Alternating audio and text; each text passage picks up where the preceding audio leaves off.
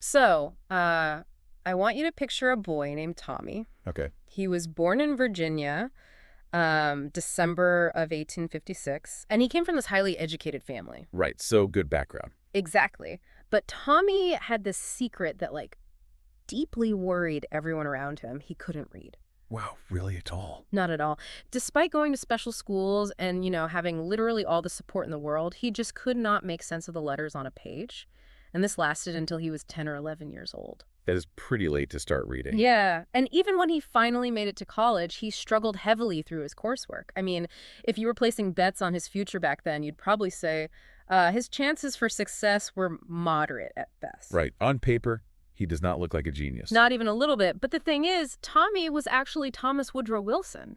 Oh, wow. The Woodrow Wilson. The very same. That is wild. I mean, we're talking about a guy who graduated, earned a law degree, then got a doctorate in political science. Yeah. Became the president of Princeton University, the 28th U.S. president. Yeah. And, won a Nobel Peace Prize. It's crazy. It is this staggering resume for someone who, honestly, if he had been given a standard modern aptitude test as a kid, he might not have even scored in the intelligent range. Exactly. And that is why Woodrow Wilson's story is just the perfect entry point for us today.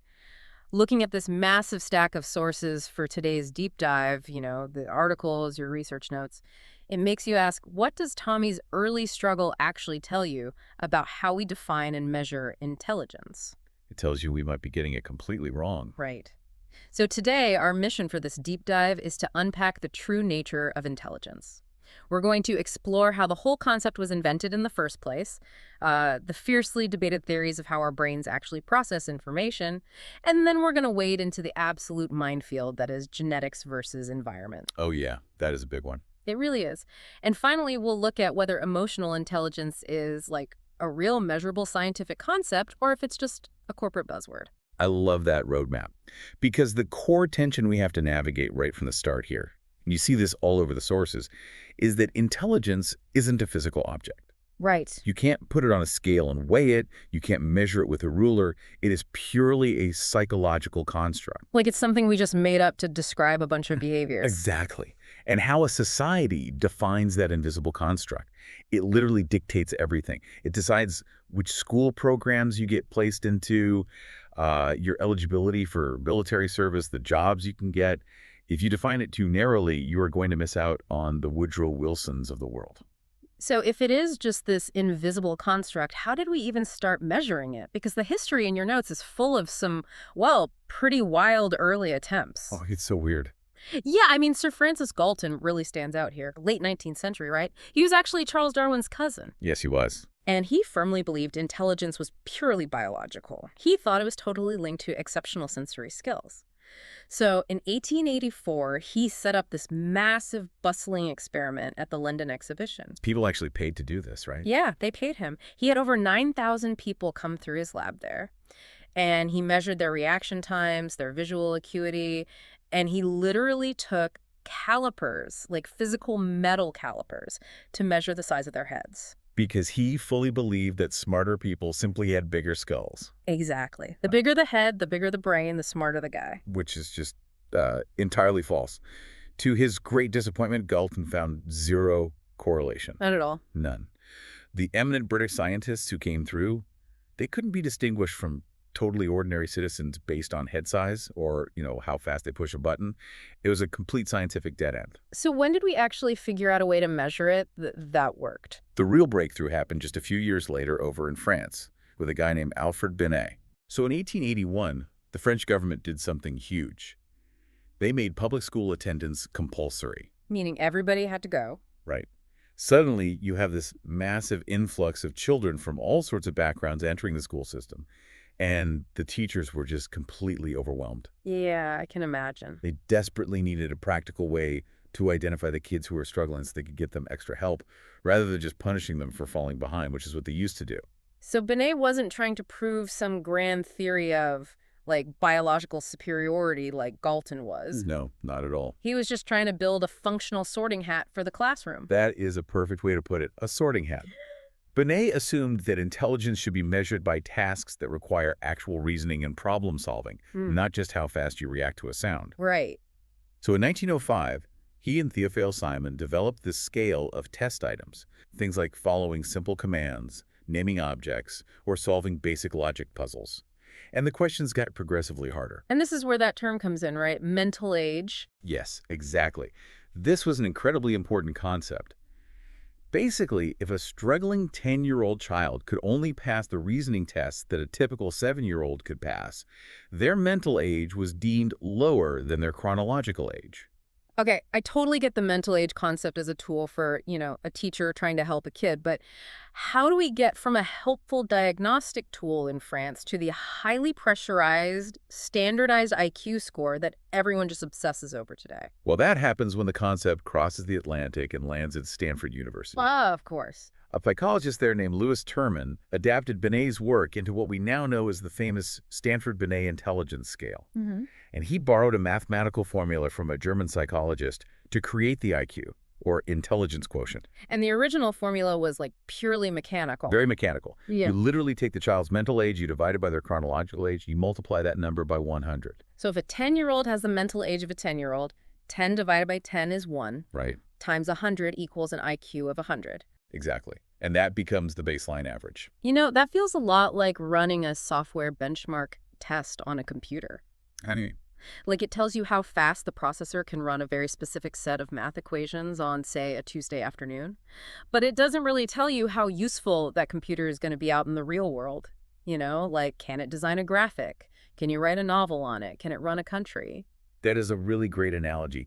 And honestly, the field of psychology eventually recognized that exact limitation. Modern tests, like the current Stanford-Binet and the Wechsler Adult Intelligence Scale, we usually call it the WAIS, they don't use that simple age-based fraction anymore. They don't. No, they plot scores on a statistical bell curve now.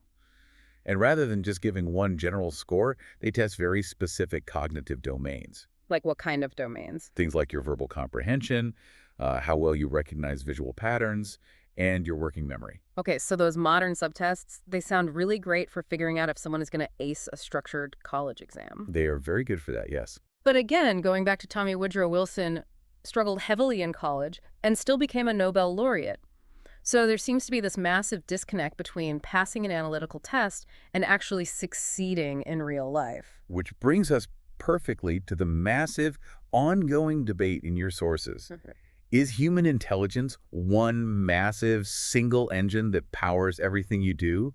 Or is it a toolbox filled with completely separate, independent tools? Yeah, I saw the single engine theory started with Charles Spearman back in, 1904? Yep, 1904. He looked at tons of test data and noticed a distinct pattern. Like, if someone was good at vocabulary, they also tended to be good at math and spatial puzzles. Exactly, they correlated. Right. So he proposed the G factor, meaning general intelligence. Yeah. The idea is basically that there's a core baseline of brain power, and if you have a high G factor, it acts like a rising tide that lifts all boats across literally every cognitive task you attempt. And many early pioneers implicitly agreed with this.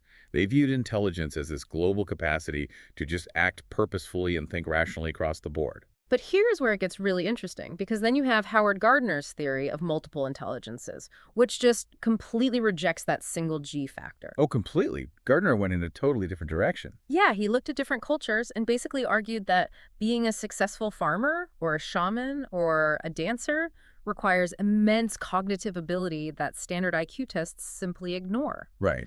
So he proposed 7 distinct independent modules in the brain, things like linguistic intelligence, logical, mathematical, spatial, bodily, kinesthetic, and even interpersonal intelligence, which is like how well you understand other people. And Gardner's view remains incredibly popular in education today. Why is that? Because it's deeply democratic, Yeah. It suggests everyone has their own unique profile of cognitive strengths. If you're not great at math, well, maybe you have high bodily kinesthetic intelligence. And he supports this by pointing to brain damage, right? Yes. He points out that localized brain damage can wipe out one specific intelligence, like language, while leaving the others perfectly intact, which implies they are biologically walled off from one another. Okay, wait. I'm struggling with this idea of completely independent buckets, though. How so? Well, when you look at highly capable people in the real world, they usually excel across multiple categories. That's true. If these are truly isolated, independent modules, why do my smartest friends seem to overlap so much? Like, why does high ability in logical mathematical often correlate with high linguistic ability? And that is the exact critique leveled by researchers like Mike Anderson in your notes. Yeah. Gardner's intelligences sort of blur the lines between a physical brain structure and a learned behavior. So how did Anderson make sense of it? Anderson attempted to synthesize the two competing sides. He proposed that we do, in fact, have a basic processing mechanism. Okay. Think of it as your brain's raw processing speed. If your basic mechanism is fast, you acquire knowledge faster across all domains, which yields higher general intelligence. So the basic processing mechanism is like the computer CPU. That is Spearman's G engine. Yes, exactly. But Anderson says we also have automatic modules pre-installed in the brain. Like software. Right. And these modules don't vary in speed from person to person. They just mature naturally as we develop. Give me an example of a module. A great example he uses is the human ability to recognize that other people hold their own unique beliefs and act on them. So a person with Down syndrome who might really struggle to add 2 plus 2 can still perfectly understand that a friend is feeling sad for a specific reason. Ah, I see. That social understanding is an automatic module, and it's totally separate from the raw calculating speed of the basic processor. The sources actually outline this fascinating case study by Anderson about a 21-year-old man referred to as MA. Yes, the savant case. Right. MA was an autistic savant. He couldn't speak, and he couldn't really communicate day to day. So based on his lack of communication, a casual observer might assume he had profound intellectual disability. Which a lot of people did assume. But when they formally tested him, he had an IQ of a 128. And he could calculate prime numbers in his head more accurately than a professional mathematician. It's unbelievable. Yeah. But looking through Anderson's framework, it makes perfect sense. MA had a highly functioning basic processing mechanism. His CPU could manipulate abstract symbols brilliantly. But his module was broken. Right. He had severe biological damage to his linguistic module, which crippled his everyday communication.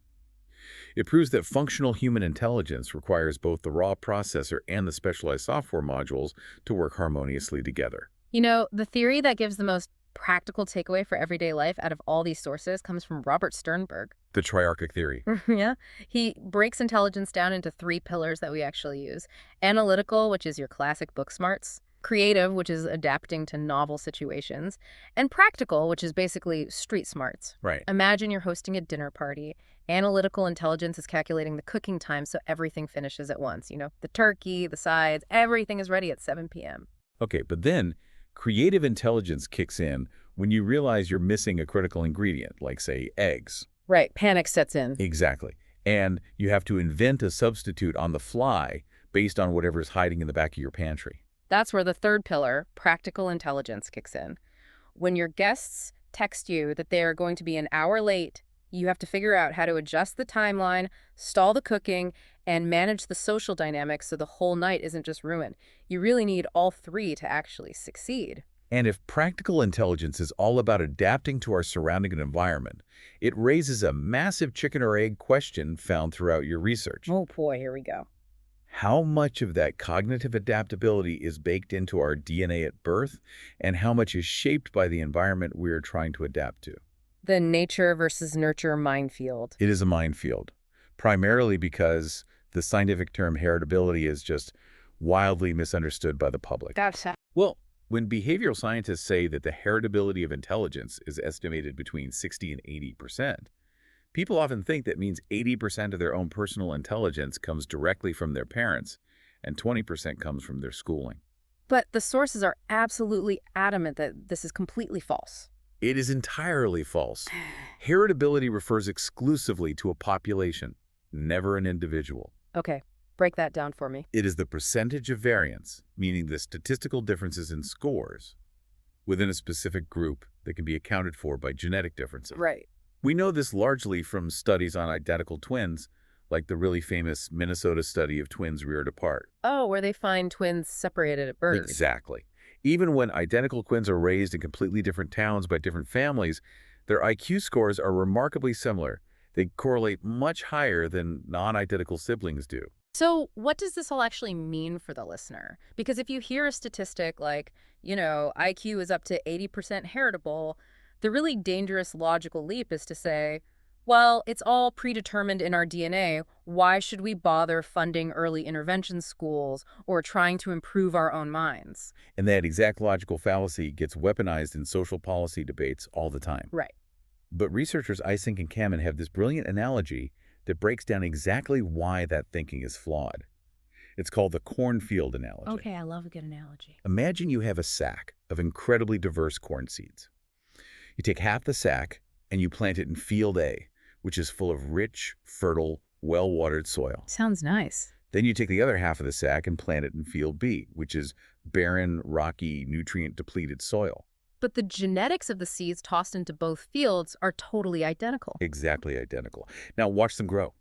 Within field A, some plants will grow much taller than others, entirely because of the genetic differences in the seeds themselves. So the heritability of height within field A is very high, and the exact same dynamic happens over in field B. Right, some are taller than others in the bad soil, too. Right. But if you step back and look at the average height of field A compared to field B, field A will be massively taller overall. Wow, okay. That average difference between the two fields has absolutely zero to do with genetics. It is 100% due to the environmental soil. That is just a stunning way to visualize it. Heritability explains the differences within the field, but the environment dictates the overall baseline. And we see this exact mechanism play out in human populations constantly. Look at Japan after World War II. What happened there? Between 1946 and 1982, the average height of young adult males in Japan increased by a staggering 3.3 inches. That's huge. It is. And height is incredibly heritable. But that massive jump wasn't a sudden genetic mutation across the country. It was a drastic improvement in the environment. Specifically, childhood nutrition improved, providing better soil for the genetic seeds to grow. That makes total sense. We also see this with the Flynn effect. Average IQ scores across many industrialized cultures have risen significantly over the past century. Right. Our genetic code didn't just upgrade in 100 years. No, our environmental soil did. Our education, our healthcare, our access to information, that is what improved. And since the environment acts as the soil, it really forces us to look at what physically happens when that environment is profoundly compromised. It does. The sources shared this truly heartbreaking case study about a boy named Abel Doris. Abel was adopted at age 3 into a deeply loving, highly supportive home. But his early environment was compromised. Very. Abel's biological mother was a heavy drinker who actually died of alcohol poisoning. Abel was born with fetal alcohol syndrome. It's a tragic demonstration of how early the environment exerts its influence. Because the prenatal environment inside the womb is technically entirely environmental, yet the impacts it has on the developing brain are profoundly biological. Right. Alcohol essentially acts as a toxin that literally disrupts normal cellular growth. And we see the result. Despite his adoptive father providing the best possible soil later on, Abel at age 4 weighed only 27 pounds and suffered from severe seizures.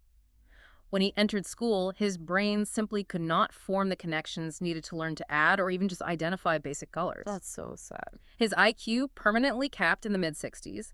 He found joy in collecting stuffed animals, but he required supervised living until he was tragically hit by a car and killed at age 23. It just shows that environmental damage before a child even takes their first breath can permanently limit their genetic potential. And this vulnerability extends well beyond just the prenatal period. Children living in severe poverty face compounding environmental risks. Like what? Well, they're more frequently exposed to lead paint, which causes direct neurological damage. They receive poorer nutrition, and they are often placed in underfunded schools where they receive way fewer cognitive challenges. So they're just planted in barren soil. Exactly. It creates a barren soil that physically suppresses the development of their cognitive architecture. But the big question is that suppression permanent? Or can a better environment actually reverse the damage once it's done? That is the hope, right? Yeah. And the sources highlight this incredible thing called the Infant Health and Development Program. It focused on babies born prematurely with low birth weights, which is a major biological risk factor for general learning disabilities. Like a huge risk factor. They didn't just give these babies medical care, they gave them a massive psychological intervention. Yes, and the way they did it was fascinating. The researchers visited the homes. They actually taught the mothers specific techniques to provide cognitive stimulation. They helped reduce environmental stress at home, and they had the children attend specialized development centers daily. Wow, so full immersion. Total immersion. The mechanism here is crucial. When a caregiver intentionally talks, plays, and problem solves with the developing infant, it physically stimulates the growth of synaptic connections in the baby's brain. It is literally physical therapy for the brain. That's exactly what it is. And the results were stunning. By age 3, the heavier, low birth weight babies in the intervention program had an average IQ score 13 points higher than the control group who didn't get the cognitive stimulation. 13 points is a massive swing. Massive. That can easily be the difference between a child needing lifelong supervised care and living an independent, functional life. And those results are exactly why the clinical world is increasingly moving toward what they call a strengths-based approach. Instead of just looking for what's wrong. Right. Historically, intelligence testing was heavily used as a tool for exclusion. It was all about finding deficits and segregating people into special education or institutions. The old sorting hat gone wrong. Yes. But modern clinical guidelines advocate looking at what individuals can do. If you focus on a person's strengths and their ability to improve through environmental support, rather than just pointing out their deficits on an analytical ways test, they integrate into society much more successfully. Well, if navigating society successfully requires all this adaptation and environmental support, what about the most famous buzzword in your notes? Oh, I know where you're going. Emotional intelligence. Everyone has heard of EI or EQ, popularized in the 90s. But is it actual measurable intelligence? It remains a highly debated topic in psychology, honestly. The primary scientific framework researchers use is the ability model, developed by Mayer and Salovey. Okay. It proposes 4 critical, measurable branches of emotional intelligence. First, perceiving emotions accurately in yourself and others.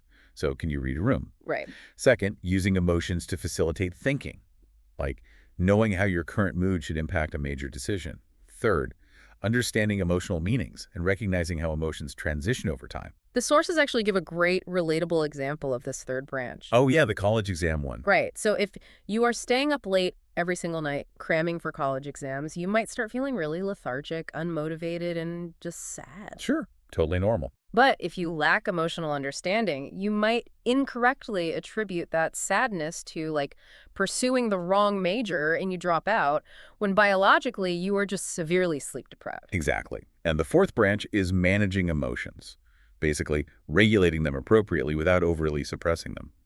We know from medical data that people who constantly suppress their anger often suffer physical wear and tear, which leads to higher rates of heart disease. So theoretically, these are vital life skills. And they test these skills with performance-based tests, right? Like the MSCEU. Yes, the MSEE. Instead of just asking someone, hey, are you emotionally smart? Which, let's be honest, anyone can lie about on a survey. The MSCE presents test takers with specific vignettes and asks them to rate the effectiveness of different emotional responses. Right, it tries to make it objective. And the benefits cited in the research are undeniable. People with higher MSCE scores report better relationships, lower drug use, they're rated as better leaders by their peers, and they handle workplace stress better. But here is where the academic critique comes in. And it is rigorously detailed by researcher Chokalingam Viswesvaran in our sources. What's his issue with it? He points out that the science of emotional intelligence is, frankly, a bit of a mess right now. There isn't even a consensus on what it actually is. Seriously? Yeah. You have the ability model measured by tests like the MSCEA, but you also have competing mixed or trait models which treat emotional intelligence more like a set of standard personality dispositions. And the real drama is in the data. It is. When researchers cross-reference scores from the ability tests with the trait tests, the correlation is only 0.12. That is shockingly low. It is. It strongly implies these two scientific camps might not even be measuring the same thing. Exactly. And for a psychological construct to be used in high-stakes environments like corporate hiring or who gets a promotion, it needs rock-solid construct validity. Which we have for standard IQ, right? Yes, we know exactly why general intelligence predicts job performance. People with faster basic processing mechanisms acquire job knowledge faster. It's proven. But the emotional intelligence literature hasn't clearly articulated or proven the underlying mechanisms of why it predicts success. Viswesvaran asks this brutal question in his paper. Is emotional intelligence just old wine in a new bottle? That's the million-dollar question. Are we just measuring standard personality traits like the Big Five personality metrics, which track how outgoing, agreeable or emotionally stable someone is and then just slapping a shiny new corporate label on it? And that introduces the concept of incremental validity. What does that mean? Basically, if a company already tests your general intelligence and they already test your standard Big Five personality traits, does testing your emotional intelligence give them any new predictive information about how you'll perform? Oh, I see. And many critics argue it absolutely doesn't. Right. If you already know an employee is analytically smart, highly agreeable, and emotionally stable under pressure, you already know they're going to be a good, empathetic leader. You don't need a magical new EI score to tell you that. Ultimately, the consensus across the research is that the skills of emotional management are undeniably vital to a successful life. And unlike fluid intelligence, which is your raw, on-the-fly problem-solving speed that is heavily biologically determined, emotional skills can absolutely be taught and learned over time. Right. Therapy and behavioral programs prove this every single day. They do. But as for the scientific measurement of emotional intelligence as a distinct, standalone intelligence on par with analytical IQ, that specific science is still very much in its infancy. Well, we have covered an immense amount of ground diving into these sources today. We've seen that intelligence isn't just a stagnant number generated by a stopwatch or, a Binet puzzle. No, it's so much more than that. It is a wildly complex, ongoing interplay. It's the processing speed of your basic brain mechanisms, it's the specialized modules you develop, it's your genetic potential, and critically, it is the environmental soil you are planted in. And understanding that complex interplay is what stops a society from just writing off a child who struggles to read at age 10. Which brings us right back to Tommy Woodrow Wilson. I want to leave you with one final thought to mull over. Howard Gardner defined intelligence as the ability to solve problems that are valued in a particular cultural setting. A great definition. But our cultural setting is changing rapidly right now.